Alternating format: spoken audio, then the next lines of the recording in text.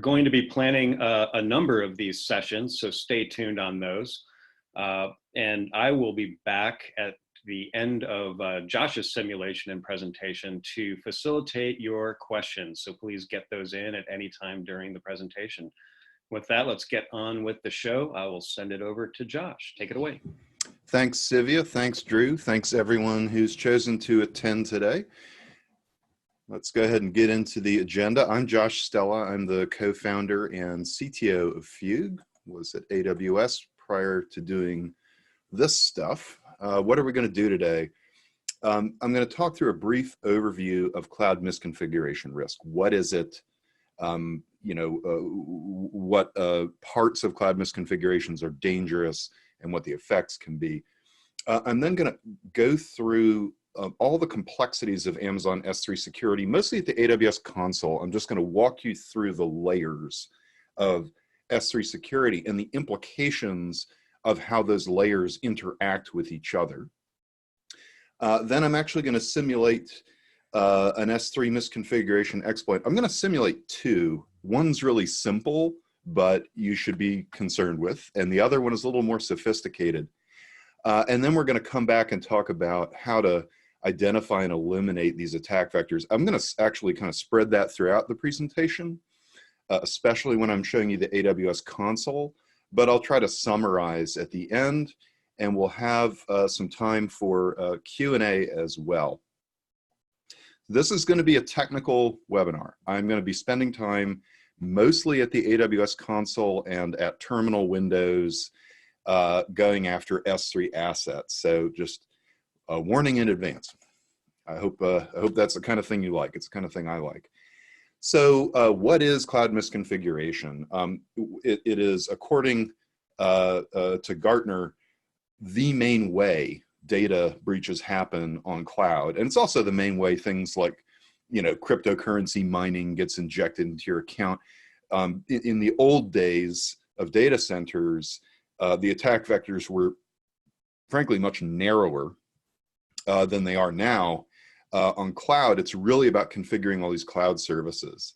So you can read on the left, nearly all successful attacks on cloud result of customer misconfiguration, mismanagement, and mistakes. That sounds pretty accusatory. I personally feel that the cloud is extremely powerful, and that's a good thing. But with that power comes a lot of responsibility. So it's actually quite difficult to make sure you haven't misconfigured anything.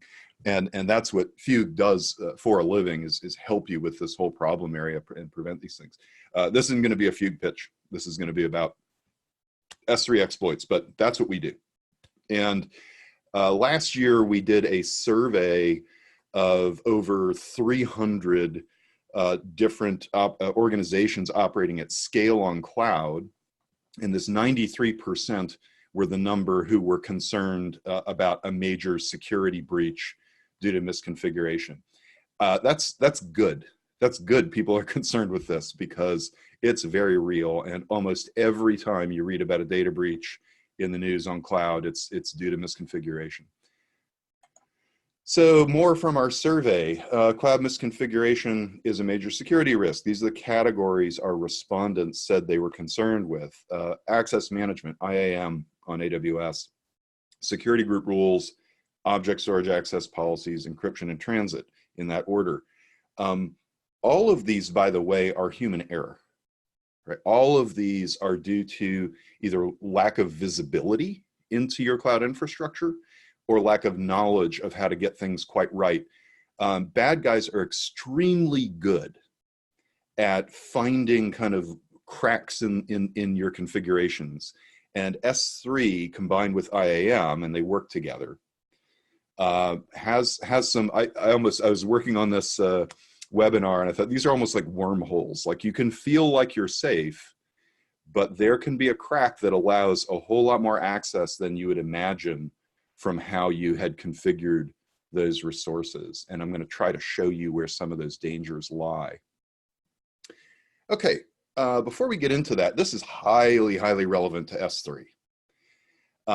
Hacker strategy has evolved, and of course is constantly evolving, but one major shift we've seen over the last number of years is in the past, hackers tended to more try to identify target organizations and then prod them for vulnerabilities. That still happens, happens all the time. Spear phishing attacks, things like that, very common.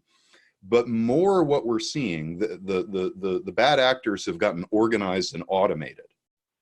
And what they're doing now is they're just looking at any public IP address or DNS record that they can touch.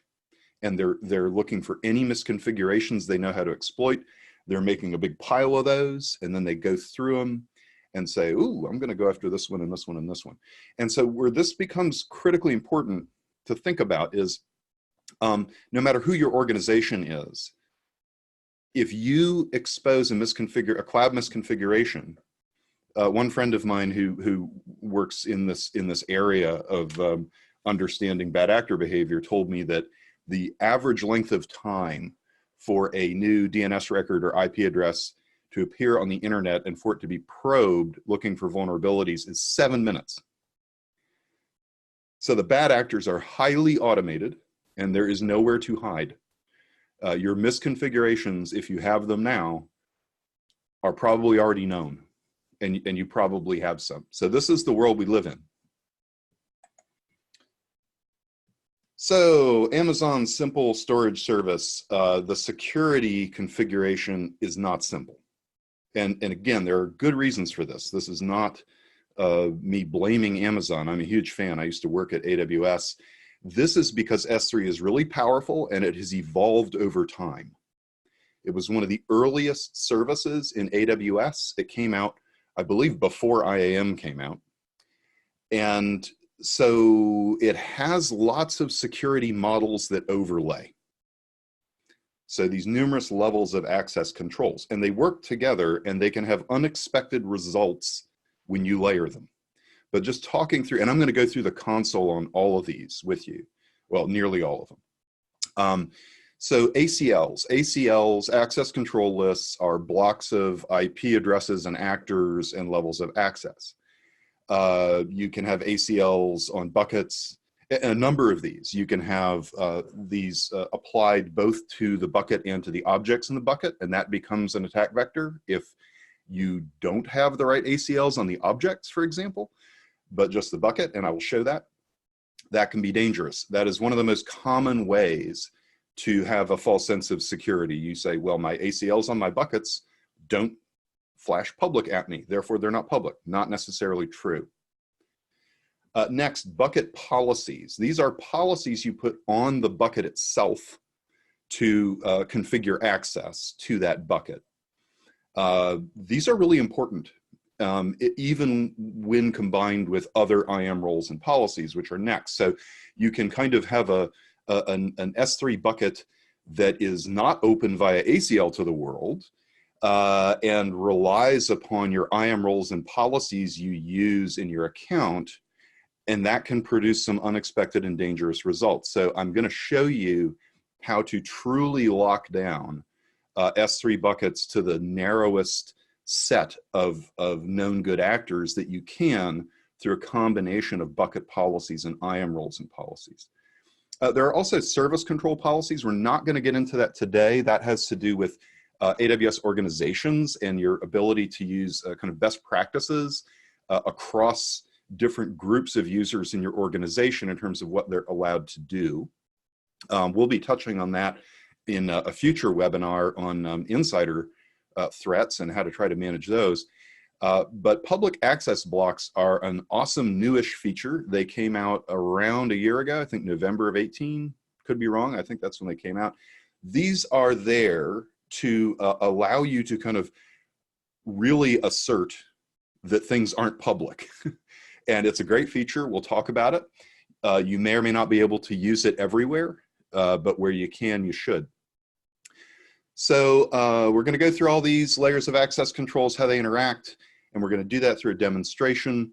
I'm going to talk about two kinds of exploits. I'm going to show you two kinds of exploits. The first one's pretty simple, a little nuanced, and that'll be through public access ACLs. And the second one through IAM exploits, which are, I think, even more common. So if you think I have no public buckets, I'm safe. You're really not. Okay, let's jump to the AWS console, and I'm going to give you a little tour of how S3 appears in the AWS console. So this is a list of my buckets that I have in this demonstration account.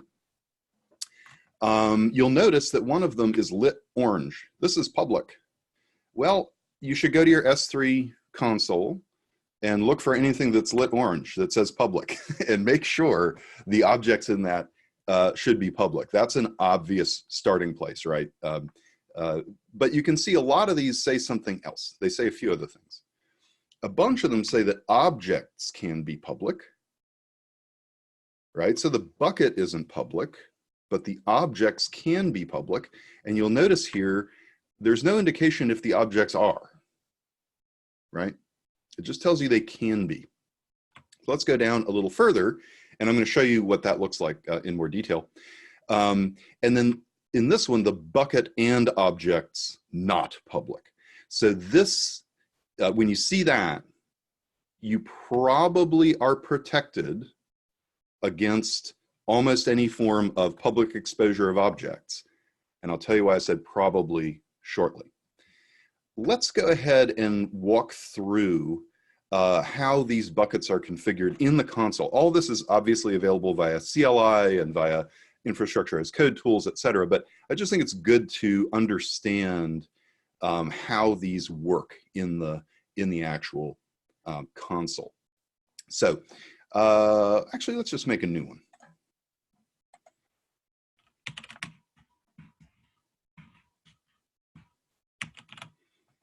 All right, and I'm not going to copy any settings from an existing bucket because I want to walk you through these.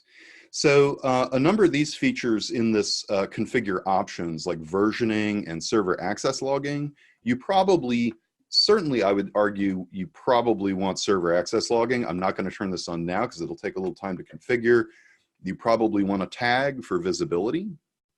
Object level logging, you also probably want, if you really want to know what's going on. I mean, it's only going to help you in retrospect, which in S3 attacks can be like little consolation because they can be pretty devastating. I'm going to show you how to drain an entire S3 bucket that is not set to public in about 30 seconds as part of this.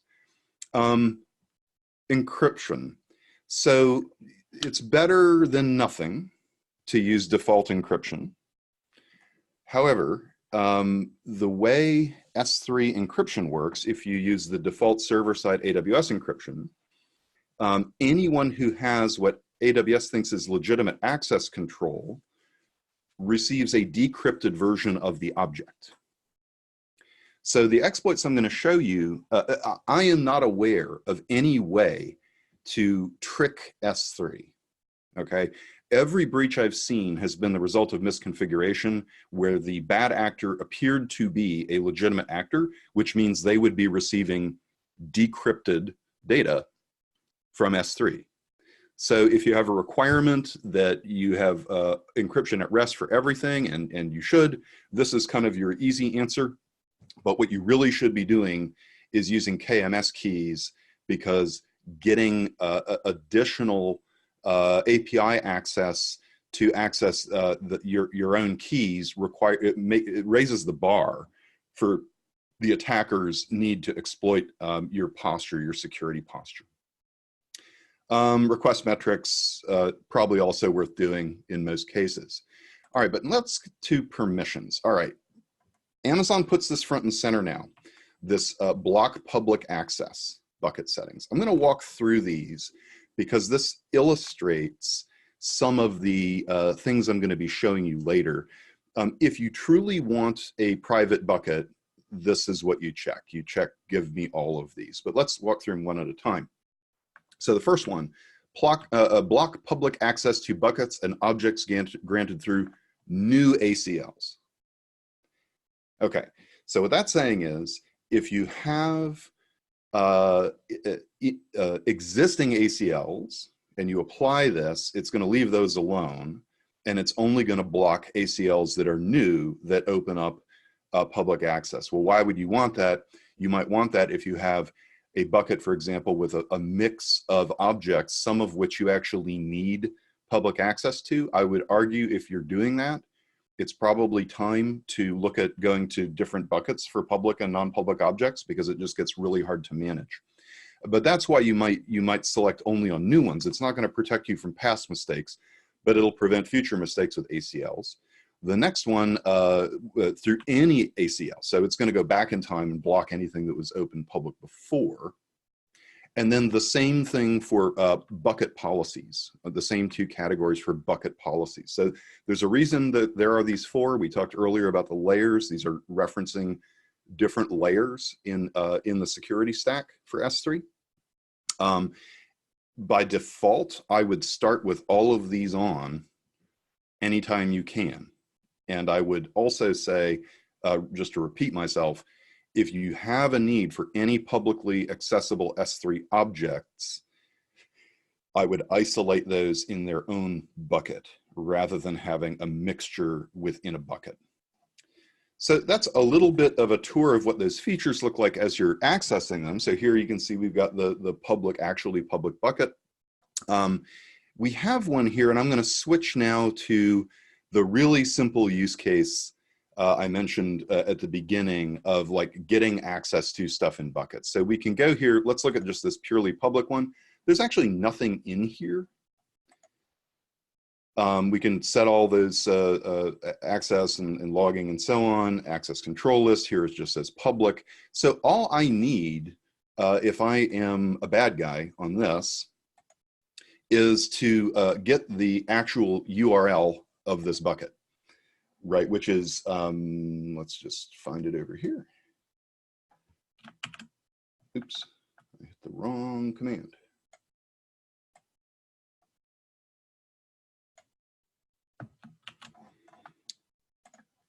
Let's just open a tab. It's not really going to show me anything because there's nothing in it, so it's empty, but it loaded, okay?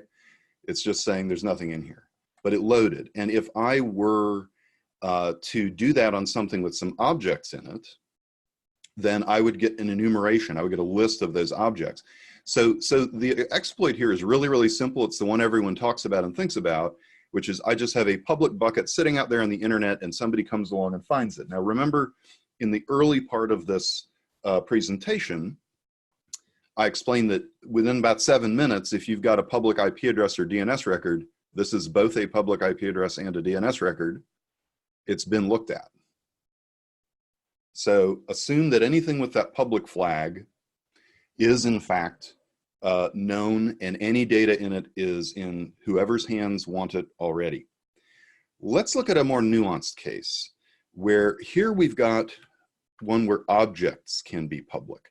So I'm going to switch here to actually being at a command line, and excuse me for a sec while I log into a couple of EC2 instances I want to use for this demonstration. Let's use this guy. So here I'm just at a shell, and I might want to see what is in that actual bucket. So let's do this. Sorry, I've got to find the right command.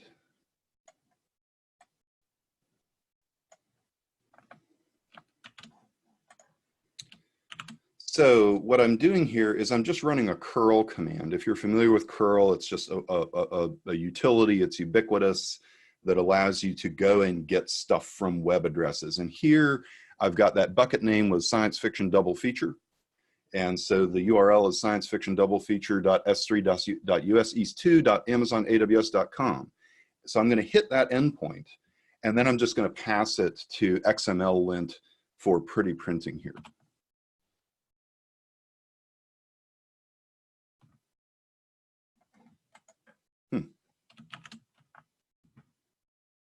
Well, I've outsmarted myself. Let's do it through here. Ah, that's why. Because I could not get the actual bucket content. I lost track of my own script. This one was well configured at the bucket level, right? The access is denied. I'm not able to get an enumeration of what's in there because over here it's not lit public, like the one before, all your base. This one, objects can be public. So what does that mean? Well, that means I have to know the file name, the object name. But if I do, it's just simply hitting that URL and I can load that object. Now you might be thinking, well, but who's going to guess my object names? Those object names probably exist in places that you're not completely thinking about. And this gets back to a theme that we're going to touch on as we go into the more advanced kind of exploit, which is via IAM role. Most exploits I see in the news these days, the recent one this week from, I won't think of the name of the company, but you see this all the time. The access credentials for IAM roles often find their way into bad guys' hands through things like old AMIs where creds were loaded locally. I've even seen them found in S3 buckets, even on GitHub. And so if you can find an organization's access credentials for AWS, there's all kinds of interesting stuff you can do. So let's switch modes from just ACL based. And by the way, that's also how a lot of times these object names can be found. So if you have a bucket that is not public, but objects can be public, it's really important to understand what is public in there. And before I move on to IAM, let's take a look at this object. There's nothing here that says it is public. I have no orange label, right? Instead, I have to actually click on the object and look at permissions. All right, this right here, this is the scary bit. So not the easiest thing to get to. Wouldn't be too hard to write a script to enumerate through all your buckets and objects. I'm sure if you search around on the internet, somebody's done that because this is scary, right? And that comes back to, I think, the first fundamental of cloud security in my mind is visibility and the ability to discover what is in your cloud infrastructure. For me personally, I'm just going to briefly show you how we do this because it's the only way I can think is visually. You've got, I'm showing you briefly Fugue. This is not a Fugue pitch. I just want to show you the ability to do things like visualize all of your S3 buckets and whether they're at risk. All of these are at risk. This is my demo environment, and see why they're at risk.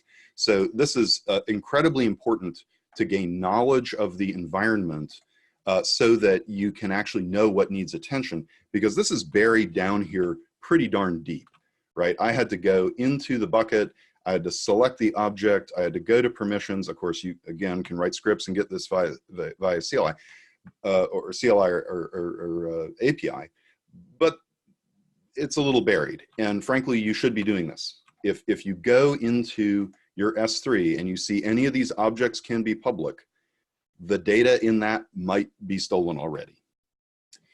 So let's switch, and everything I just showed you is completely ACL based, access control list based. You know, are things wide open to the public or not? I'm now going to switch to talking about IAM roles and bucket policies and how these things can interact. And you'll notice here I have one bucket that says error. And I'm really happy that error is there, and I'll explain that in a minute. I want that to say error. So let's switch back over to our shells. I want to take a look at what IAM role I have on these different resources. So here I'm hitting the metadata service of EC2. I'm in an EC2 instance. My EC2 instance has permissions based on its IAM role, and I am now checking to see what is in, this is the metadata service IP address. I'm looking at the latest metadata for my security credentials, and I see enumerated here, there is an IAM role called S3 Readwrite. So now I want to go into S3 Readwrite, and I want to get the actual access credentials, so I can do that quite easily here if I can copy and paste properly. So here I'm going to go all the way into that S3 read write. I'm going to keep going. And now I've got an access key and a secret access key. So now I've got some creds. Okay. And you very often will read about and very often see in the news, somebody finds some credentials like this. In this case, they're in an IAM role, which is really the best place to do this, by the way. The metadata service is really safe if used properly and is a much better place to get creds. AWS will automatically rotate them for you. You don't have to do secrets management. And if you remember what I said a few minutes ago, a lot of times these exploits happen because a set of credentials like an access key and a secret are stuck somewhere in code or in some directory of a disk, and bad guys find those things later, and maybe if you're not doing rotation, years later, they might still work. Okay, so before we move on though, I want to show you that both of these hosts, so I've got 10.0.0.39, here is the local IP, and here I've got 10.0.3.87. Both of these hosts, they're in different subnets, right? One is in the 3 dot, one's in zeros, all zeros, 10 zeros. And they have the same actual IAM role. And I just want to show you that. Okay, both S3 read write. They have the same level of permissions. Now, let's say this is a legitimate host, and this is a bad guy who has gone and found these creds and wants to use them. Okay, so on my legitimate host,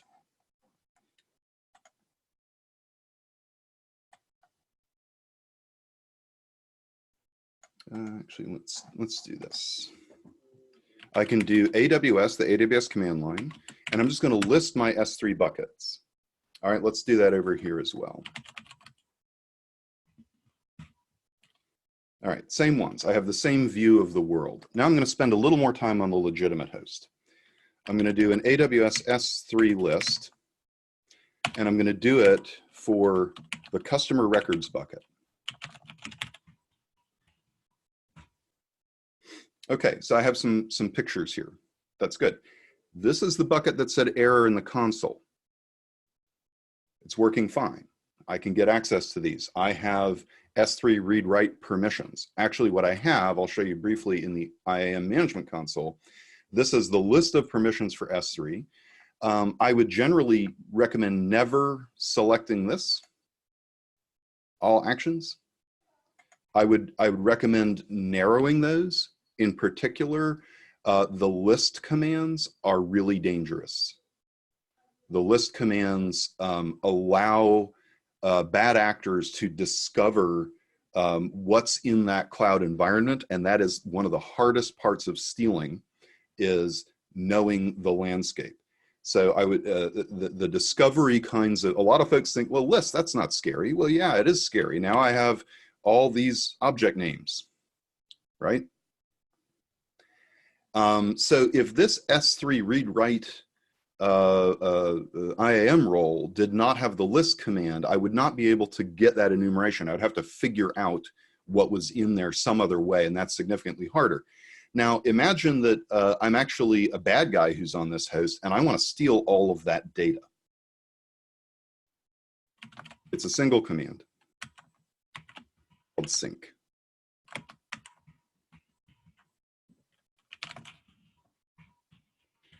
And let's say I want to steal all that data and put it in my all your base. I've just stolen all your data. I've stolen all your data, and it has not traversed any of the places you might be looking for data flows. So this is just a few images. This could be 1 million customer records or whatever. I'm not going to see that going across any kind of network inspection device anywhere because it's an S3 to S3 copy. Okay. Now, there is a way to really limit blast radius of these kinds of IAM exploits. So if you assume the bad guy has those credentials, let's try to do the same thing. I just showed you that this environment is exactly the same as this one, except they're in different subnets. In terms of their IAM privileges, their access, they could do the listing of buckets. But let's try over here. Oh, I want S3 first.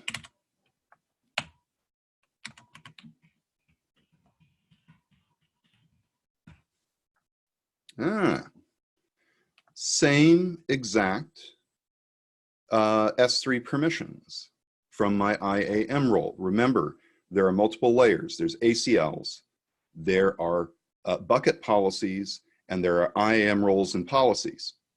So we're now, that third one is identical between these two, but I actually put a bucket policy on that on that S3 bucket that really narrows who, even with a legitimate IAM policy, can access the objects in that bucket. So the scenario here is I only want those EC2 instances or Lambdas or whatever that are resident in particular parts of networks, that in particular parts of my infrastructure, to have this ability with that IAM role. So that if that IAM role gets into other people's hands, they can't steal my data from across the planet. They have to be working from inside that infrastructure. So I'm going to show you briefly, and I did a very restrictive one here, which is why the AWS console itself actually does not have permissions to look at this bucket. Right? Access denied to the AWS console. So this is a very restrictive access policy. I would argue in a lot of cases, that's not a bad idea, by the way.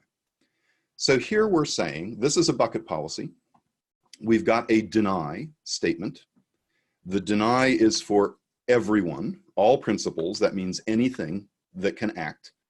The action is S3 anything. So it is denying all S3 activities, that whole list that I showed you here, all of these things, it's denying all of those unless, it's denying all of them for two things. This is important. The bucket itself, customer records, and then all the objects in the bucket. Okay, and this is being applied at the bucket level. It doesn't matter how I get to this bucket. I'm going to confront this policy, and that deny is going to be an absolute. And if you think about all the IAM roles you have out there, do you really know which of them could be used in potentially harmful ways against your S3? You would have to survey every single IAM role, which, by the way, you should do. And that's another thing we actually can help you with our product, but you should be doing that. But I'm more paranoid than that. I want to know that nobody can get into this unless they are coming from the correct place. And so here I've got two conditions. A string not like, and we're double negativing here, right? It's a deny policy, says string not like, and I've put in here a source VPC endpoint. Put another way, deny everything unless that request comes from this endpoint in this CIDR block. Okay, so over here, you can see right here, I'm 10.0.0.39. I am coming through that VPC endpoint, by the way, and I'm in the correct subnet. Over here, I'm actually coming through the same VPC endpoint, but just through a different subnet, so I get access denied. Now, where this becomes really important is when you think about the number of attacks out there that rely on stolen credentials and leaked credentials, this really limits the blast radius. Now, this is a sort of extreme example. You could be a little more liberal, but it is, if you have really sensitive data, I would strongly consider doing this. Now, that will not protect you against a bad guy getting inside of that subnet, getting that IAM permissions, and doing these operations from there. What I just showed you here, this could have been an external, I've now done this in all your base, so we can go back over here and take a look, and I should have all those files in here.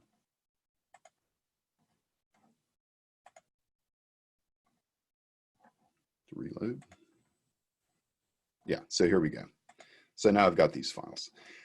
So that shows you a few different ways to think about S3 vulnerabilities and misconfigurations.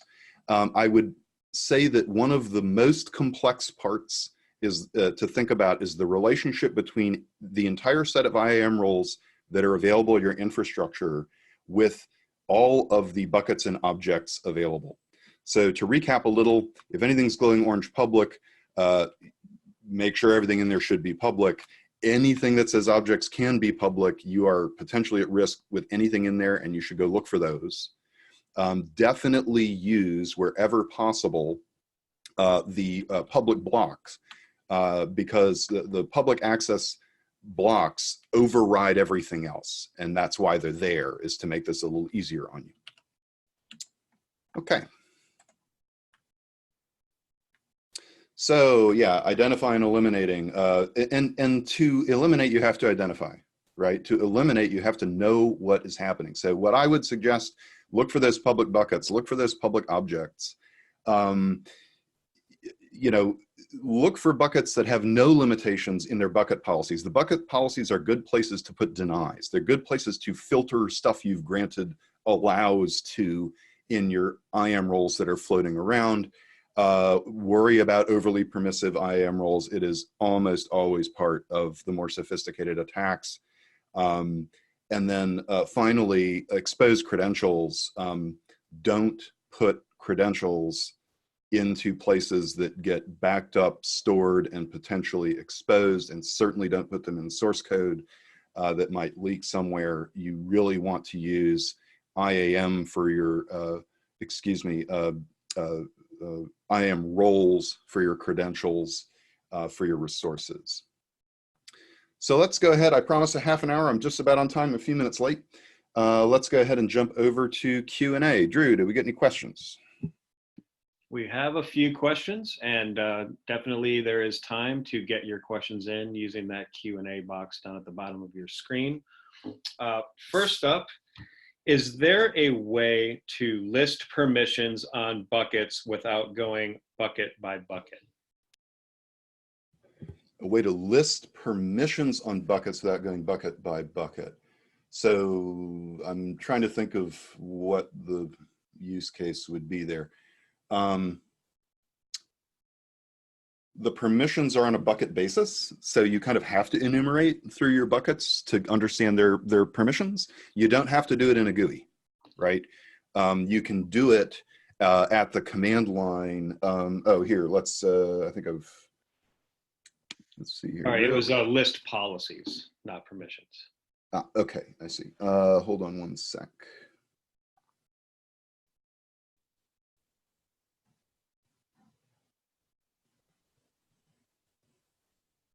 Sorry, I'm looking for a command here. I think I need to run this from the side. So here what I'm doing is I'm calling the AWS S3 API command to get bucket policy on a particular bucket, in this case, customer records, and then I'm piping it to JQ for a little bit of, oh, I don't have JQ on this machine. Good job, Josh. We won't get pretty printed. So this is the bucket policy on that bucket. A little hard to read because we've got a bunch of backslashes instead of carriage returns. It is just what I showed you here. So if you want to write a little bit of code, you could easily you know, for loop that or whatever, and just go grab all those policies and put them in a report. Also, tools like Fugue can certainly help with that. Any other questions? Yeah. If my IAM roles are well defined, do I also need bucket policies? I would argue yes. Because IAM roles, when you're making IAM roles for operations, right? So if I'm over here and I'm building a new, oh, that was Fugue, here's AWS IAM. Let's say I want to create an IAM role for I'm running a EC2 instance that accesses S3, and so it needs, it's not going to do tagging, but it will do writing, and I would actually be much more selective about these IAM policies, but let's say I can only do writing, right? That alone might be, you know, if I go through and handcraft this better, which I should do, I should not just select all write. Do I really need to delete a bucket website? Probably not in most cases, things like that. Be very selective. And I've got a number of gets as well, you know, get object and get object ACL, et cetera. Even something that's scoped down fairly narrowly and is perfectly sensible for the operations of your system, in the hands of a bad actor can be quite destructive. And so using bucket policies gives you another layer where you can decide on this particular bucket, how paranoid do I need to be? So and you don't have to then try to change all of your IAM roles you have running your whole system, right? If you try to fix it only there and ignore bucket policies, you're kind of you're probably limiting your use of IAM too much for other functions of the system. So that bucket policy, I believe, is extremely important to creating the correct security for that particular bucket. I read somebody wrote a blog post and they said, I think of buckets like servers. And I think that's a good way to think. Do you have a server with PII data? Do you have and therefore what's the sensitivity of that? And therefore what's the blast radius of damage that can happen due to a GDPR issue or something like this? Whereas another one might have data that you don't want public, but you want more access to for the running of the application. So bucket policies are what give you that bucket by bucket, server by server, if you will, filtering of what can be done. I think they're very important. Okay, next up we have, if a bucket has the object can be public, and in the permissions tab, everyone read permission, if the bucket is encrypted with SSE and the attacker actually guesses one of the file names, will they be able to see or view it? Yes, and it'll be decrypted for them.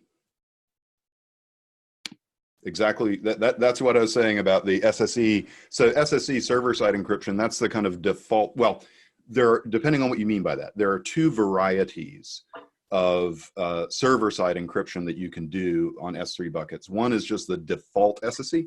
And if that object can be legitimately read from a permissions perspective, from an ACL combined with bucket policy, combined with IAM role, whatever that maps out to, if it's a legit user and S3 serves up that object, it's going to serve it up decrypted. It's only encrypted at rest in that scenario. And this is why using KMS keys is important, because you can do a higher order of encryption, if you will, where you're controlling the keys, and then that requester needs not just the permission to hit the S3 object, they also need the permission to get the key for decrypting it. And that's kind of in detail beyond the scope of this presentation. I didn't configure something to show that, but you can read up on it, and it's part of the S3 service, well, and KMS. Okay, great. What is the more efficient and safe way to apply policies for a bucket and object access in an S3 bucket? Policy defined in an IAM role or on the bucket? I think you should think about them very differently, right? The bucket policy is where you can say, I don't care who you are, this is what I care about in terms of protecting the objects inside of this bucket. The IAM roles are often used in lots of parts of the system, and there are often a great many of them, right? And I did another one of these misconfiguration exploit webinars where I showed using IAM assume role, right? So if you go to let's go to EC2 and let's do it. So by default, when I'm in EC2, I can go grab an EC2 instance and I can change its IAM role. Well, if I can change its IAM role, let's see here. Instance settings, attach, replace IAM role. Okay, this guy's in maintenance role. Maintenance role actually can't see S3, but let's go S3 readwrite. Okay, now I'm S3 readwrite. So the reason I showed that is it's hard to fully control. Now, by the way, that should always be turned off. That capability to change roles should always be turned off for anything that has an IAM role that's running in production. But I just showed you by default, the console has it. In fact, I've seen a lot of stuff in production that has it. So the way I think about this is my S3 bucket is like my last bastion against whatever random stuff is in IAM out there that might be in use. So I think that you think of them that way. Think of the way I think of them anyway, is the S3 bucket policy is my defenses, and the IAM roles are my permissions. And the S3 bucket policy is going to win, right? So even if somebody screws up an IAM role, if you're scoping down that bucket policy pretty narrowly, and there's lots of things you can put in there in terms of which principles and so on. I showed a very simple example. You can no matter, even if somebody really screws up an IAM role and grants way too many permissions and that becomes accessible, or a bad guy gets a hold of it, you can still defend the data in that S3 bucket with the bucket policy. So you should do both well, is the short answer. Okay. Is there an easy way for me to create a list of public objects that are in buckets that are not public? If there is, I don't know it. That doesn't mean it is non-existent. I have not found, I mean, well, it's relatively easy. I mean, it's writing a script, right? If we Google it, we'd probably find somebody who's done it.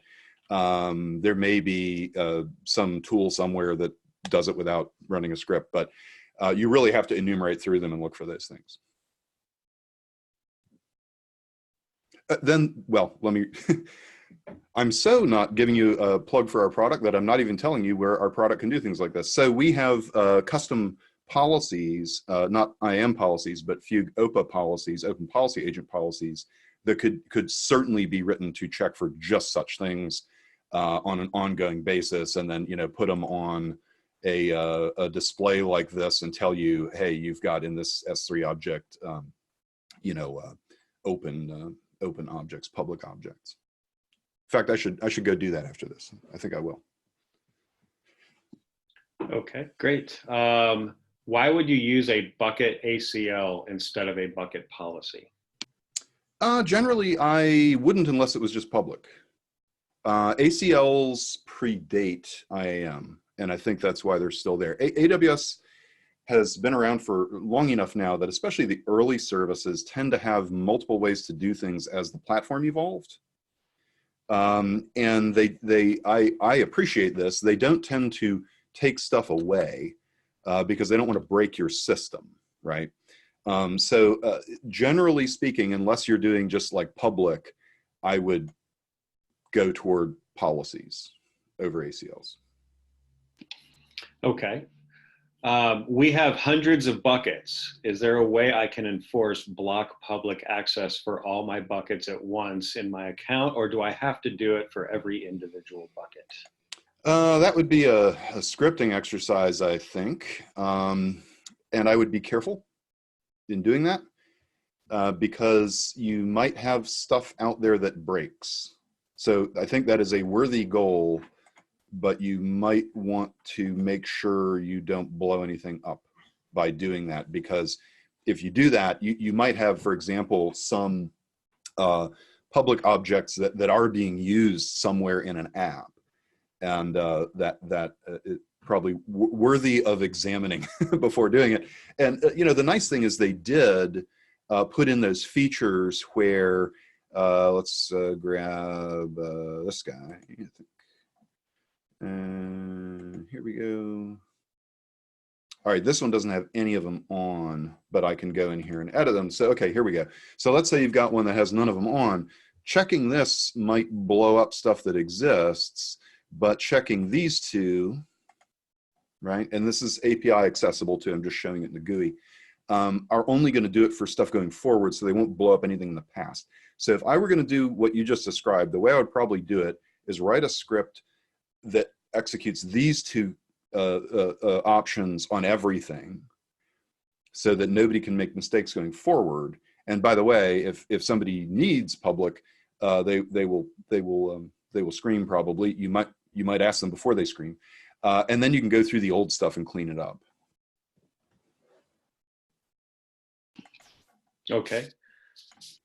If an object in a bucket is public, but the bucket itself is not public, what are the tactics someone might use to get access to those objects?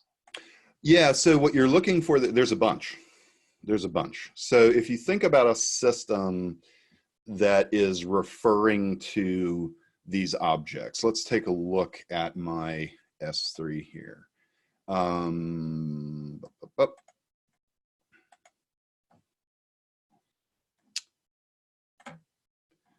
So here I've got unknown.jpg and rocky or magenta riffraff. These strings might appear publicly through the normal use of the application, and you might even be able to find them through using the front end of the application, and that might clue you into naming standards, right? Like naming conventions. Particularly, you know, if we go to one that has, like I've got one in here with just some digital photos, you know, these are going to be really easy to just try, right?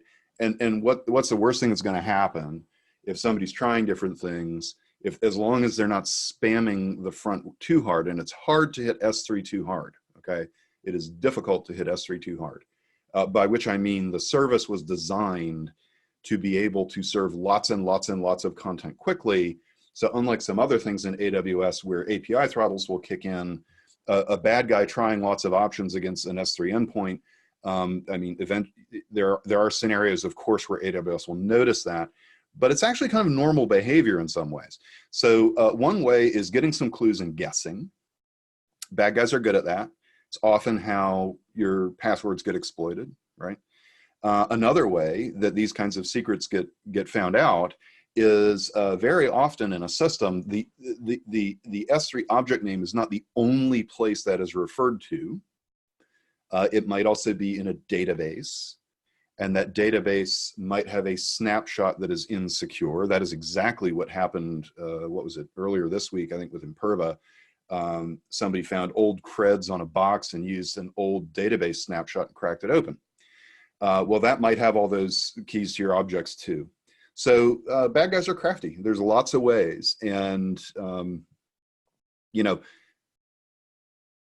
there's an expression, security by obscurity. Okay, so security by obscurity is not security, and the notion that people not being able to figure out your object names is precisely an appeal to security by obscurity. So there's lots of ways they could guess or find them. Okay, what tools in AWS should I be using to identify and mitigate some of these issues? Certainly Trusted Advisor will help you with quite a few of these things. I tend to, you know, well, I'm Fugue's founder, so I tend to use Fugue for these things because it's a very thorough examination of a lot of these, and I can write whatever detailed policies I want for Fugue to go look for and tell me about. In terms of configurations. But Trusted Advisor is a really good starting place. I would begin there. You'll notice I didn't spend a ton of time talking about logs and access logs. Those things are important for you know, incident response and you know, and forensics and so on. But this one command right here that I ran stole everything in that S3 bucket, and it would. And by the way, this it's written pretty well. So it's using you know, every kind of parallelism you can get out of the S3 interfaces to transfer data as quickly as possible. So I personally think, you know, what is it, CloudTrail, I think on average, they say expect it takes 15 minutes to get the response in CloudTrail. Well, your data's gone by then. So I don't put a whole lot of weight in tracking after the fact stuff, particularly in S3. Because by the time you've noticed, it's too late. So I think you need to be more preventative. Trusted Advisor, tools like Fugue can help you a lot with this stuff. Okay, looks like we've got one more. What is the best way to allow for public or third-party accessible buckets, provided you have good IAM roles and bucket policies? Have a different account? I kind of like that, actually. Yeah, that's a good idea. I mean, and not allow cross-account access through IAM, that kind of thing. I'm a big fan of isolating things in different accounts, for sure. A really good starting place is just different buckets and having them very clearly segregated. You know, the notion of AWS accounts and VPCs and all this, the logical segmentation within AWS, and other than things like region and availability zone, and there might be other exceptions I'm unaware of, is actually all virtual, right? So the decision to go in separate accounts would be to isolate those S3 buckets from the IAM roles needed to run the rest of the application in the first account. But that's an interesting idea. I think what you're really looking for is getting isolation. And I'd say that the thing you want to get rid of first is mixed use buckets. If you have those, they're going to hide scary stuff from you. And then on any non-public bucket, putting those blocks in place so that just nothing can get through. And I would argue you probably also want to do those bucket policies if you're using IAM roles, as you should, for your compute that is accessing your S3. There's no reason you can't scope down the blast radius of those IAM credentials through bucket policies. Great. Those are all the questions that we had. Awesome. Well, thank you very much, everyone, for attending. I'm Josh at Fugue.co. I answer all my emails. We'd love to show you Fugue. The visualization I showed you is free, and you can do it in about 10 or 15 minutes on your own AWS account, and we'll find we've got hundreds of kinds of security posture policies that we can show you right out of the box. You can try it for free. Go to fugue.co, or email us at hello@fugue.co, and we'll have a team at Ignite. And of course, a bunch of us will be at reInvent. So thank you so much for your time. Thanks, everybody.